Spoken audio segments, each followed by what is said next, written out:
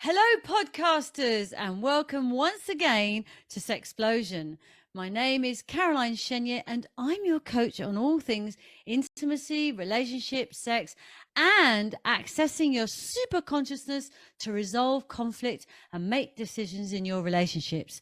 This is my podcast teaching you about how to sexually liberate yourself to be confident, spicy, and fun around intimacy and sex, along with learning about how to build a great foundation for strong, long lasting, and passionate relationships.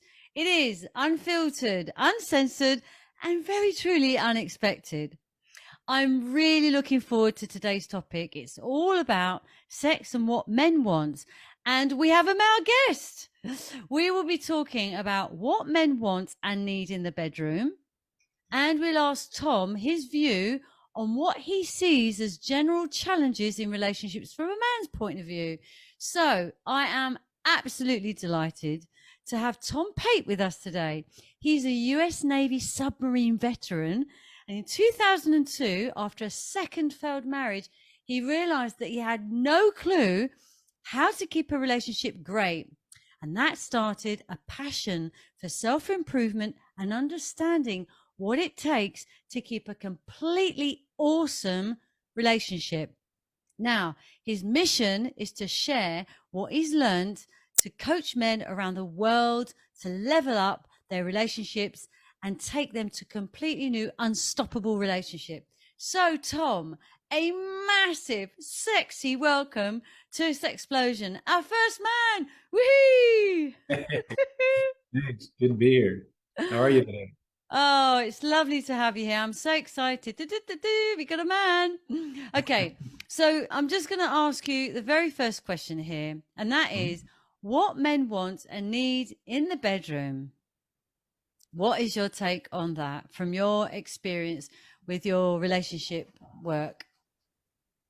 Yeah, it's varied, and I've been doing some research with some fellas on the web. Like, hey guys, I'm going to be on this podcast, and I got this question for the interview. What's your take on this? And I got Very good. varied responses. So it's different, but I think there is some commonality in what we want, and what we want is you. And one of my clients, and I'm like, well, what do you mean by that? He says, I want her to be in the room and I be the only man in the room. I'm like, what do you mean by that? He goes, women tend to, and he coaches women as well, and men. He goes, women tend, there's so much going on their head, the kids, the bills, the judge. You didn't do this, you didn't do that. Be present in the moment, not like when they get done, starts talking about all this stuff that's bothering that's on the mind versus being engaged in the moment. There's time enough for all of that. And I recommend that people work on eliminating the judge from their mind because it can be hell in the mind if you let it go. But just be present, be there, be with us. And that's not just a challenge for some of the women, not all women, right? But some of the women. But it's also a challenge for the men.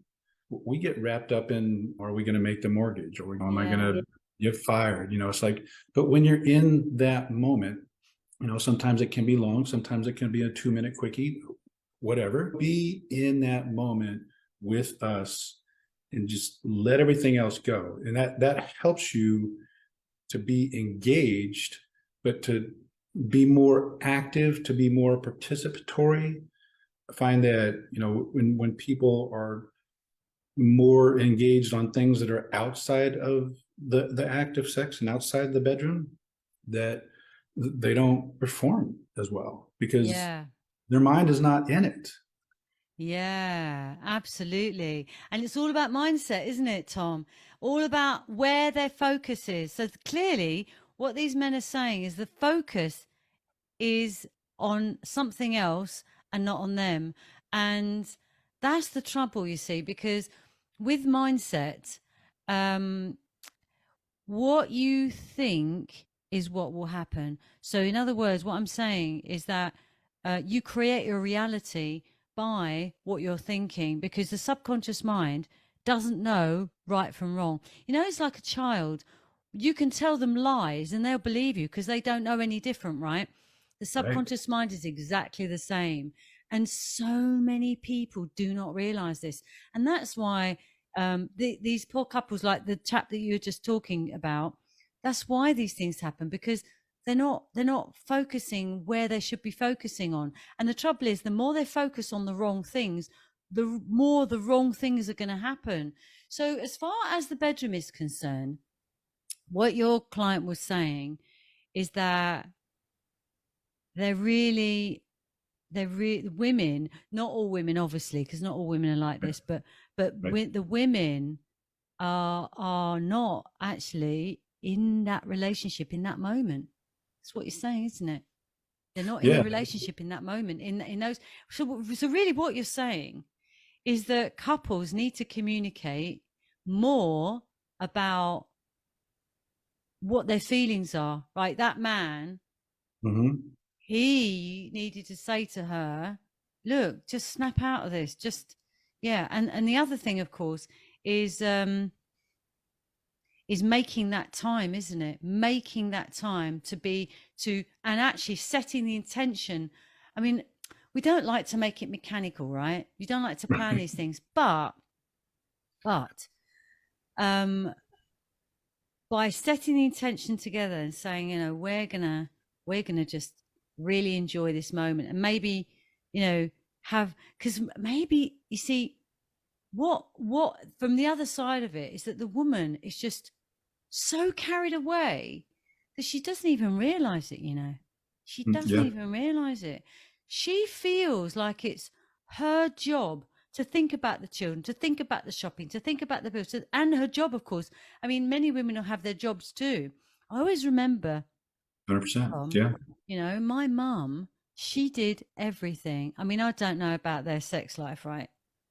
But all I do know is that at 70 years old, over 70 years old, my mum and dad were still doing it.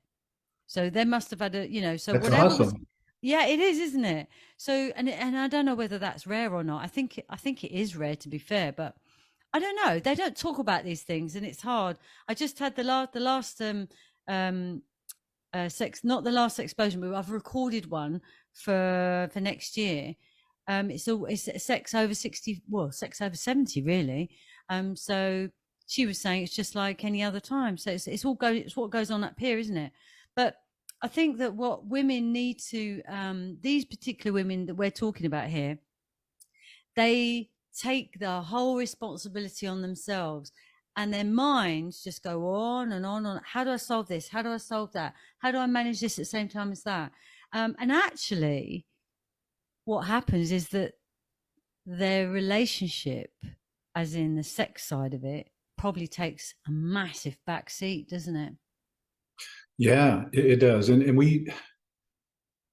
I think everybody has relationship blind spots. And one of the things that I like to teach guys, and I was just talking to one of my clients yesterday who's having some challenges in the relationship.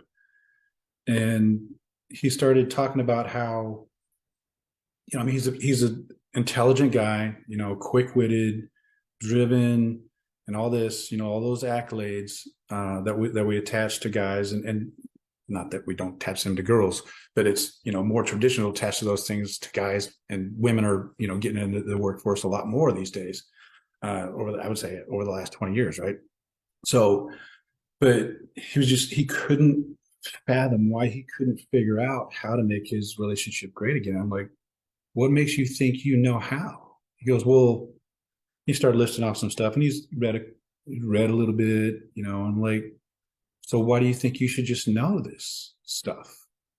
How was your parents' relationship? Was that great? Was that a great example?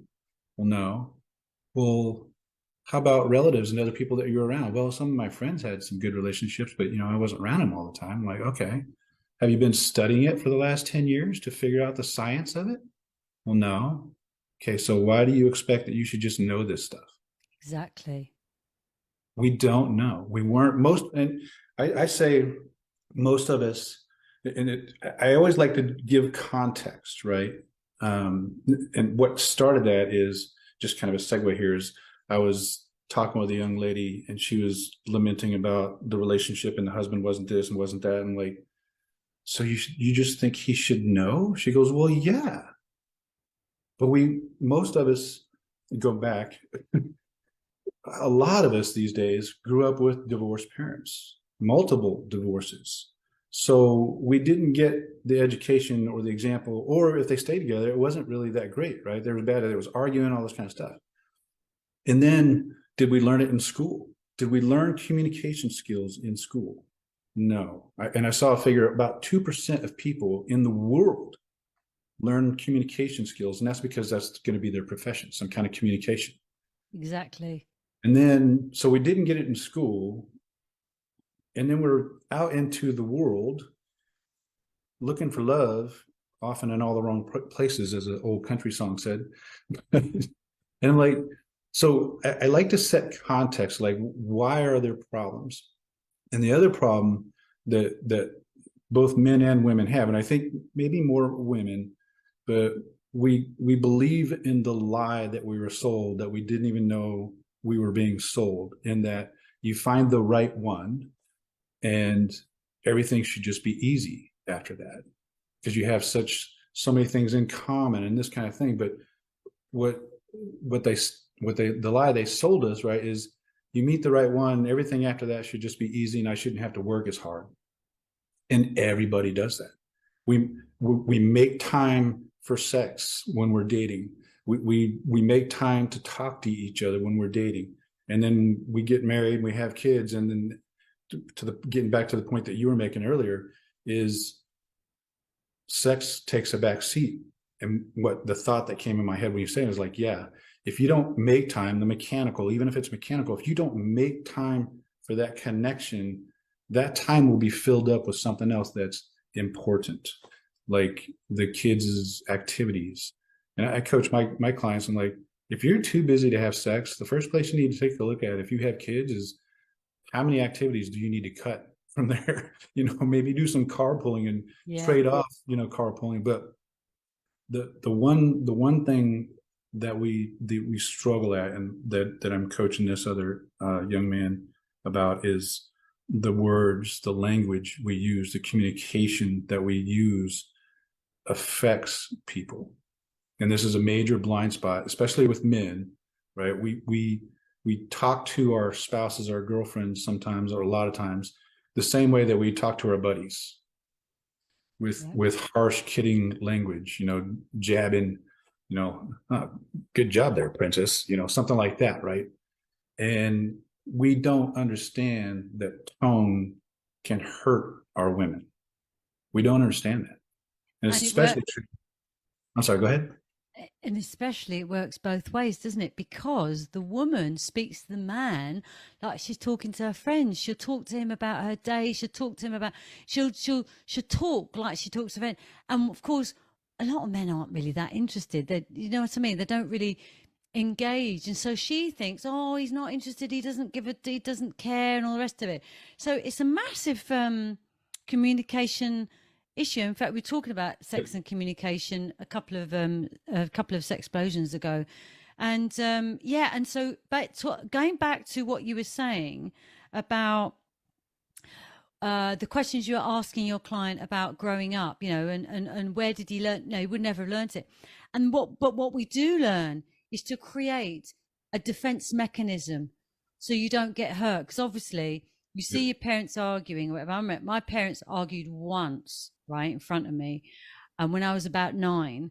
Wow. But my mother, that's because my mother always shielded us from arguing. She would just not argue in front of us. So of course, when I saw them arguing the first time, it was like, well, when I say first time, they never really argued after that.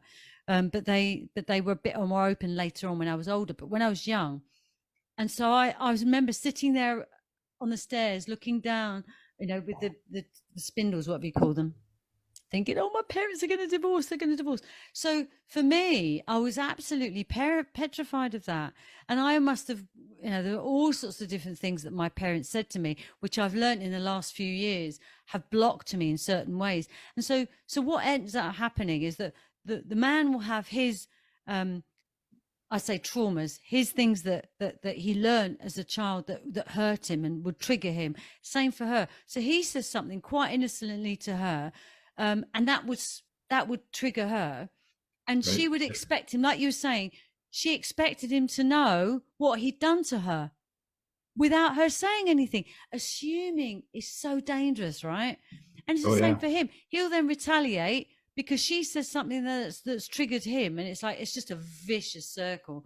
Now, if people knew that what was happening was completely unconscious, that they learn as a child as a defense mechanism, we would all be in a happier place, wouldn't we? Yeah. Yeah. And the communication piece, I think, is the thought that just came to my head is like, if you want to have an amazing relationship, you need to do two things. One, learn great communication skills. And two, well, three things, how to implement them. And three, read up on what it takes, the science, like what makes marriage last. I mean, there's so many great books out there, the five love languages, and there's Oh different yeah. volumes. There's the military edition, there's the kids. I mean, there's all kinds of science proven this relationship stuff has been figured out. Somebody's already figured out. You don't have to work so hard to figure it out yourself if you get lucky and do it. But the communication piece, I say, is more important than love. And people, and I cite this study that was done back in 1939, I think it was, and they asked people what are the top 10 most important things to make a marriage last, and love was only number 5.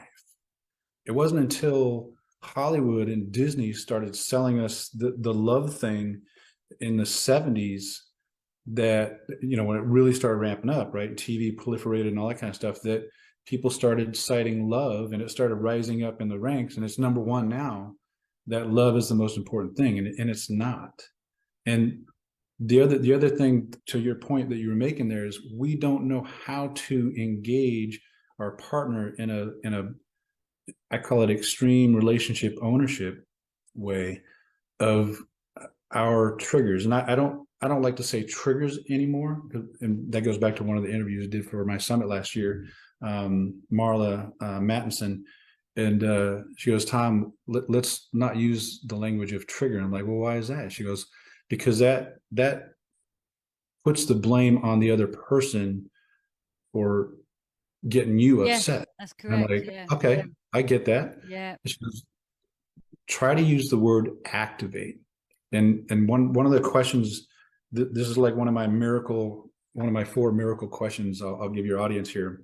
So if like you're feeling something in you is activating, right? If you're getting angry, it's always something in you. And it's something that's typically from your childhood that frightened you, angered you, something like that.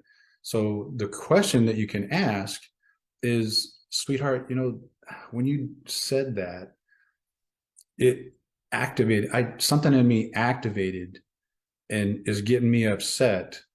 And the story I got going on in my head, and it's important to do this, right? Because it's taking ownership of Yeah. you being upset. Absolutely right. The Yeah. story I got in my head is that you meant it this way. Am I correct on that, or am I off? What that does, again, takes ownership of it, but it also gives them an opportunity of like, well, no, that's not how I meant it. And the one of the discipline pieces of that is never insist, yes, you did. Right? Because Yeah. that's just going to set the bomb off, right? So it's Absolutely. give them a chance to explain, like, okay. And then what you can do is the next time they may do, and it may be just a tone, right? Or maybe a way that they responded or something that they physically did. When they do it again, have some recall. Okay, she said that she didn't mean it this way, so that's just something in me being activated, right? But that simple It's becoming little, aware, isn't it? It's becoming yeah, aware of your behavior and taking responsibility. Absolutely right. yeah. I wanted to ask you, you asked all those, getting back to the sex in the bedroom, you asked all your clients about this question. What were the other things that they came back with? So one of them was initiate sex. Um, Mm. you know, we're tired of being the one that initiates sex, and that Mm. again kind of gets back into the misunderstanding that men have about women's world in their mind, and what's going on, especially after children, which can wreck the body and make it very difficult for women. We're not raised being educated on that stuff, and that I'd like to talk about, if we have time, about purposeful parenting. So one of the things is we got to remember we're not just raising kids, right? We're raising somebody's future spouse. And Yeah. so God, so yeah.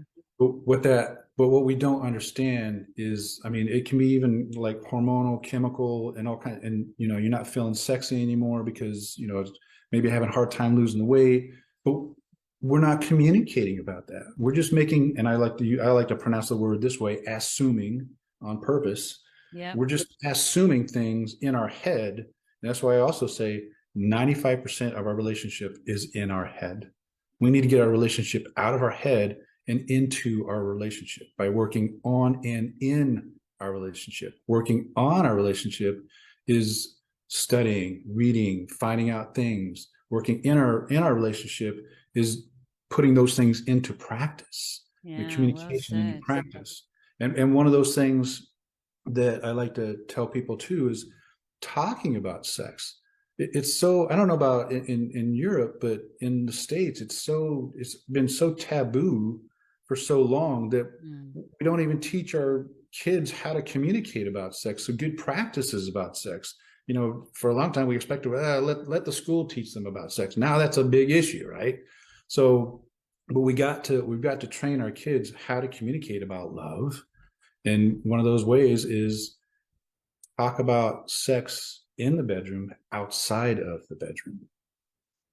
And the reason that's a good idea, and I got that from a sexologist, is because if you're talking about sex in the bedroom, there's more pressure there because it's kind of like a performance kind of a thing, right? It's like, but if you take it outside the bedroom, you can talk about it logically and not in the bed. It gives you a more opportunity to be more communicative about it. But Yeah. we're afraid to talk, because we're afraid to be vulnerable, and that's the other major thing you need to work on in your relationship is create a vulnerable environment where you can talk about anything and everything without being judged. And not that you don't need to get some constructive criticism once in a while, but talk about sex, talk about, what, honey, and let it be okay. Honey, I'm kind of bored with how we're doing sex. Can we, I'd like to try something new. And don't take offense at that, right? It's not coming down on you. It's okay. Maybe that gives you some reflection. Like, yeah, you know what? It is kind of boring. How can we spice that up? And we're like, well, I don't know. Well, Google it. I mean, there's books out there about how to have better sex in the bedroom, right? So there's nothing there's no question. And I got this from Dr. Willard. And him and his wife is like 76, and they're still having sex, and and very, very happy. But he's like, he says, Tom, there's no question somebody can ask me about relationships at this point in my career that I don't have an answer for. I'm like, wow, that's pretty amazing. So the whole point there is, if you're having problems in the bedroom, it starts outside the bedroom. Get educated about sex. Get educated about communication. Get educated Toys as well. about Toys. toys. Toys, yeah. Toys. Sex Yeah, toys. yeah. Because I they mean, add to spice, doesn't it? yeah, and some people believe, you can watch porn, and another group of people, like, against that morally. But I mean, the point out there is that there's different ways to spice up your bedroom. I mean, costumes. I mean, Yeah. different things you can do, right, to kind of spice it up. Role play. Role play, yeah. One of my favorite ideas is um, going to a bar separately and hooking up in the bar.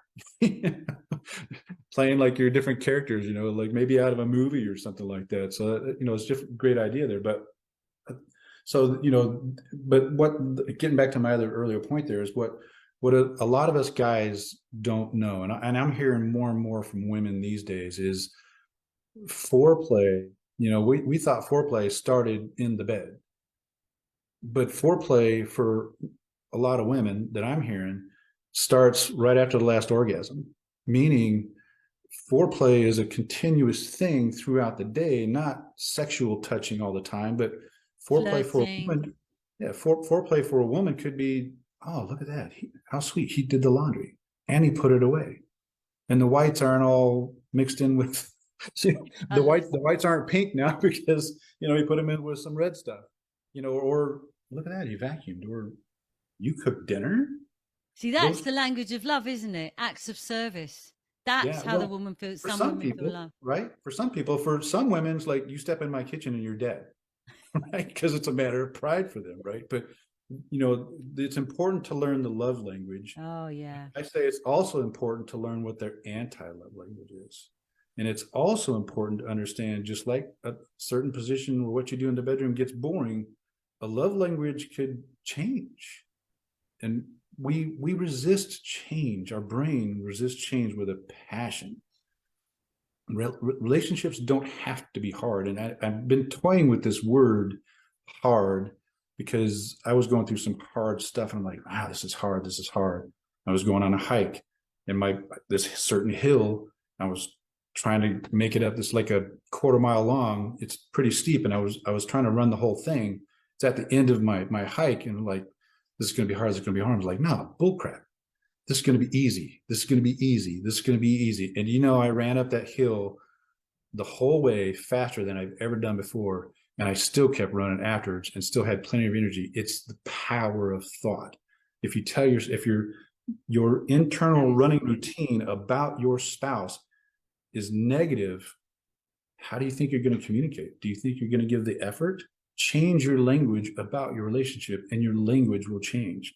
And yet you've got to force the change in your head because our brains have a negative tint, I say, or bias. They do. It's just a natural thing. So you've got to work at your thoughts. You've got to work at your energy. Yeah. Change your thoughts. Change your beliefs and you change your relationship. But another thing that I want to touch on that you spoke about is the activating thing, you see. Now, Mm-hmm. it's important to heal whatever it is that is creating that activation. And there aren't many people that that actually heal them. You can do it with hypnosis, or I have a childhood. It's called a childhood experience that I do a 3-step process to dig into what is causing that. And once you realize what it is, it's like, oh, that's what it is, because it's something that's completely unconscious. But something else I wanted to ask you. There's a book by John Gray called The Women Are From Venus, the Men Are From Mars. Now, he says in that book that men feel love through their penis when they're doing it. Now, how true would you say that is? I would say it's very true. And I was reading an article yesterday about this, and again, this is communication, right? They should just know this. Women should just know this about men. Well, they don't, because again, none of us were taught, right? Stop with that assuming of they should just know. Get that out of when you start thinking about that, just like, oh, wait a minute, maybe they don't know, but it is true because we most men, right, express our love through the physical sex. That tells us that we're doing okay. That tells us that, well, she still wants to have sex with me, so she still wants to be with me. You stop having sex with your man and he starts thinking, God, is there somebody else? Right? Because that's that negative bias, that fearful, and you can go down the rabbit hole with that, right? So, and I have another friend. He's like, yeah, sometimes my wife just takes one for the team. She doesn't want to do it as much as I do, but she loves me and she understands what it does for me, that it helps me to feel connected to her and more secure. And that is where most men feel they can be the most vulnerable. Wow, amazing. So what would you say then about those young men, you know, the ones that just sleep with lots of different girls, and they just that is just sex, isn't it? That's nothing to do with love, that is it? Because it's just an act. It So it is. does it change then as they get when they start to fall in love with someone? Does that change from just sex to making love when it's the right person? Is that how it works with you guys? I don't. I think a little bit. I believe, but we're so driven, and remember, right? Most adults, our brain isn't fully formed until we get to be about 25. I think it's a little earlier for women, but on average, guys' brain doesn't mature until 25. So uh, it's true. We think about sex all the time.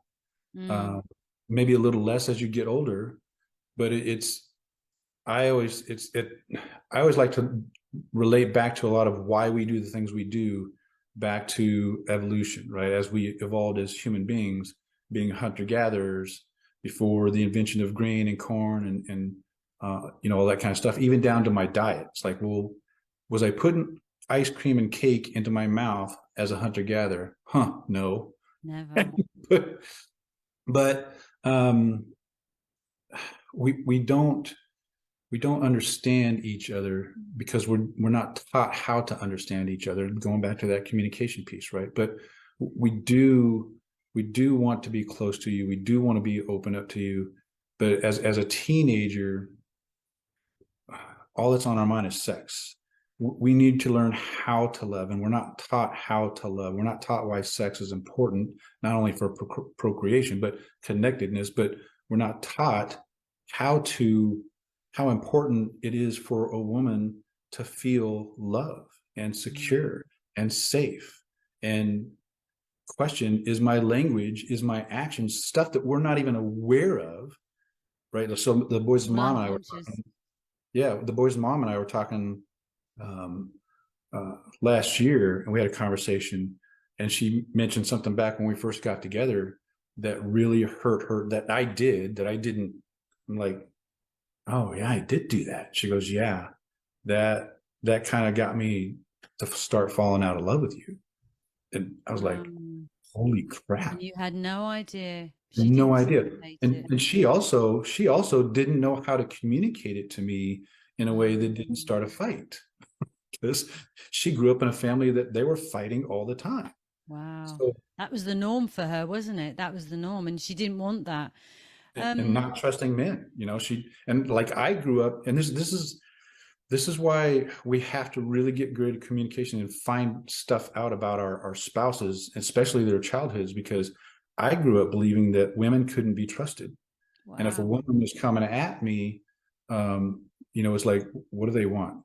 They just want sex, right? That was, I didn't trust women at all. I still wanted to have sex with them. I still wanted to, find love. But, you know, the boys' mom, the wife, she grew up not trusting men. So we come into this relationship with all these buttons and triggers, Issues. Yeah, which I like to say, there are no buttons unless you decide there is a button. No exactly. triggers unless you decide. Yeah. Now, we don't know that because it's so programmed and conditioned in us that we come together and I'm going to use the word activating each other. And it's like, why are you blowing up? And the other thing that I think is, I came to this discovery is like, you could grow up in a household and your parents are arguing and fighting all the time, and you could vow, I'm never going to have a relationship like this. I'm going to learn communication. I'm going to do all these things. And then you know what happens when you move in together? You both, it's new, right? Your brain panics. It's like, this is new. I don't like change. What do I do? Oh, I remember how people act in a relationship because I saw it growing up. So you revert back to to Every a single portion, time. to a Yeah. certain degree. You revert back to what you learned. Yeah. And you know what? One thing that we're not taught, which is coming back to a point you made earlier, is that we're actually not taught how to give love or receive love. You know, And both of those are big, right? Because if you massive. feel unworthy of love, you will fight against it. You will Completely. sabotage your relationship. Yeah, and the thing is that you have no idea of the effect it has on your relationship, and how can anyone know? I mean, you know, my parents, they never ever told me they loved me. They never told me they loved me, and I know many people, all my friends, their parents never told them they loved them. Nowadays is slightly different because now I'm learning from other people that they're telling their children they love them, making sure they tell them they love them. So that's really good. But I think Mhm. it's all just a slow, um, um, a slow change from the generation to generation. But there's something else I want to tell you as well. Have you ever heard of epigenetics? Yes. I don't remember what it means, but Okay, so what happens is with epigenetics is that if we don't change the genes as such, right? You don't change the genes, but you change the gene expression. We are capable of yes. changing Okay. the gene expression, all right? So I'll give you an example of what I'm talking about. They put this rat into a cage and they pumped in cherry blossom smell. And with the cherry blossom smell, they gave it a little electric shock.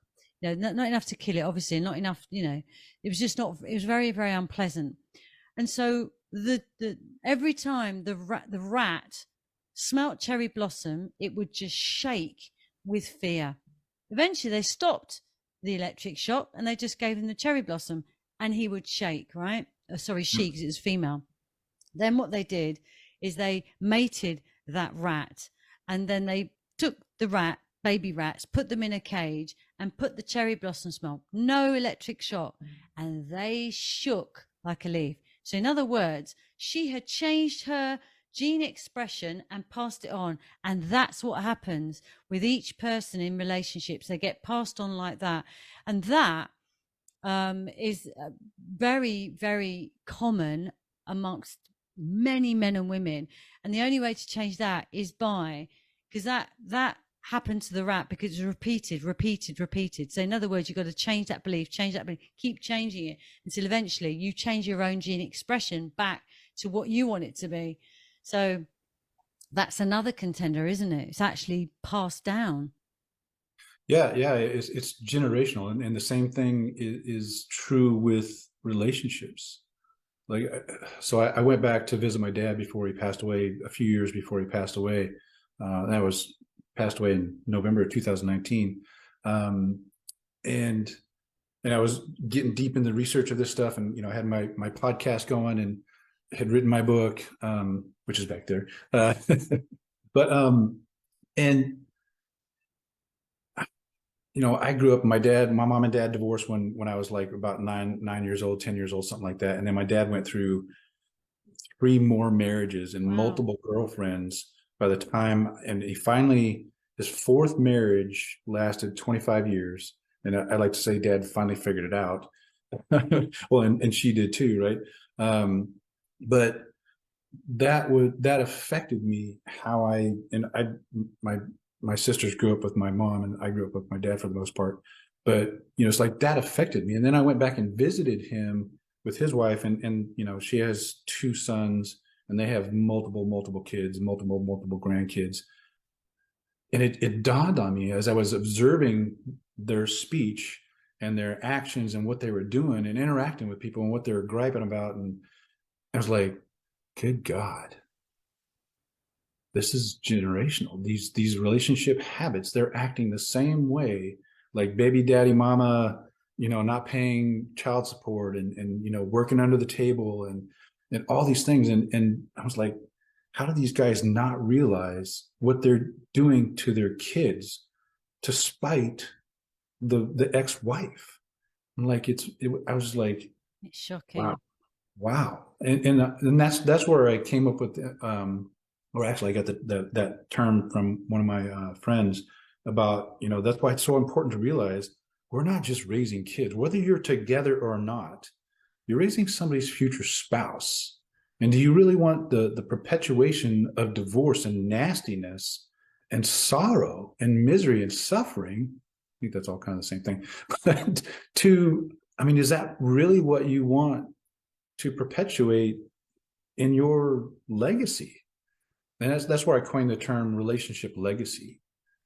You know, you've got to think down the road and actually be in the game versus being in the stands, you know, coaching from the stands. You got to be in the game and be, what's the word I'm looking for? Focused and present on what is your mission as a father.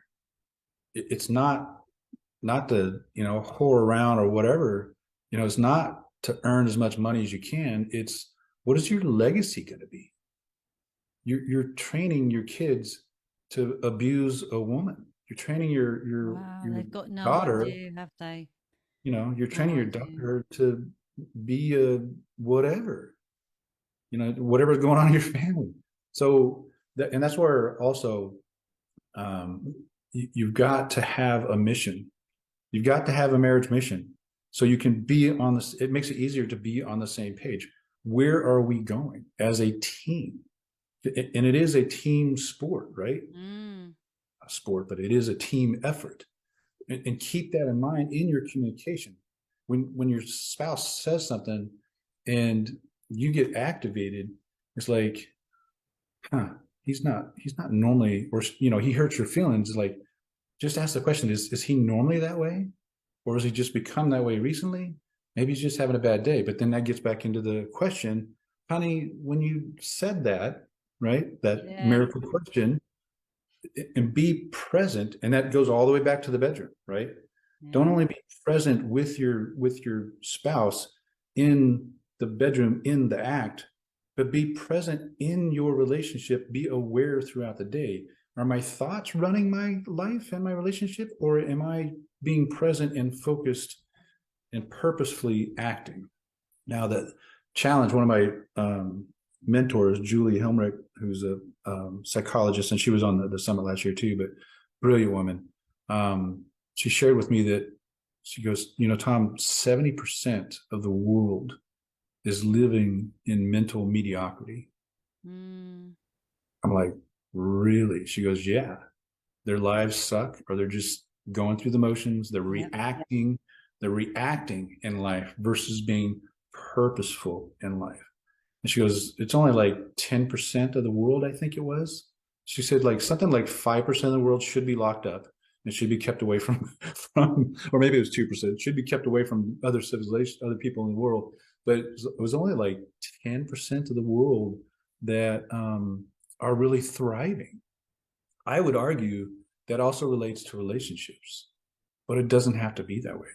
If you can get conscious enough to say, to know, and that's why I do the work that I do, especially with men. You know, my focus is men, but that's why I do the work that I do with them, is to wake them up about legacy, about communication, about why do you think you should just know because you watch some movies and the rom-coms. That's not real life. There's real science out there and real people who understand the science that can teach you about what it takes to get you what you want. But then you have to answer the question, well, what do I want? What is the outcome that That I is the want? first question, isn't it? What is the What do outcome you do I want? want? Yeah. And a brilliant question that, and I saw this, I forget where I saw this, probably YouTube, somebody said it. Do you want to win the argument? Do you want to win the point? Or do you want to win her? And on that note, that's been such an interesting conversation. Thank you Yeah, so much. You know, that I've really, really enjoyed listening to you. What I'd like to enjoyed it. ask you is to please let us know what your book is. Tell us what your book is. The people might want to read your book. Yeah, thank you. It is called The Seven Secrets to an Extraordinary Relationship Your Parents Couldn't Teach You. Oh, wow. Sounds great. And the reason they couldn't teach you is because, again, they didn't know either. They were just winging it like everybody else. They didn't get a book when they got married. Here's how to have a great relationship. Nowadays, you know, you were going to ask the question, if I was an 18-year-old, what would I tell myself? Well, there weren't the books back then, but there's books now. And I've given my boys books about relationships. I talk to them about relationships. I coach them about relationships. Fantastic. So, and you can also go to my podcast website, relationshipfitnesspodcast.com. And There's the podcast out there. There's swag out there. There's references out there. Some of my favorite relationship books and motivational books out there. So high performance books, those kinds of things. So those are the two places. I'm on social media and all that kind of stuff, but you can get to all that stuff from And the your website? tompatecoaching.com is where you can get my free ebook, how to 10x your relationship.com. But main place I would say kind of the hub is the podcast website, relationshipfitnesspodcast.com. Cool, cool, cool. Okay, that's fantastic. Well, listen, you've answered the last question. So what was the advice you'd give to your young 18-year-old self? Get educated on communication and get educated on what it takes to really make a relationship amazing and keep it amazing. There's books out there. Go get them. You'll be happier and you'll have a great relationship. Oh, that's excellent advice. I'll be checking out your podcast and I hope the audience do as well. So listen, everybody, there you have it. Another interesting conversation. So I hope you've enjoyed listening to this, everybody, this week. And I thank you all so much for taking the time to tune in to your success. Bye-bye, everybody. Ooh, ooh, ooh.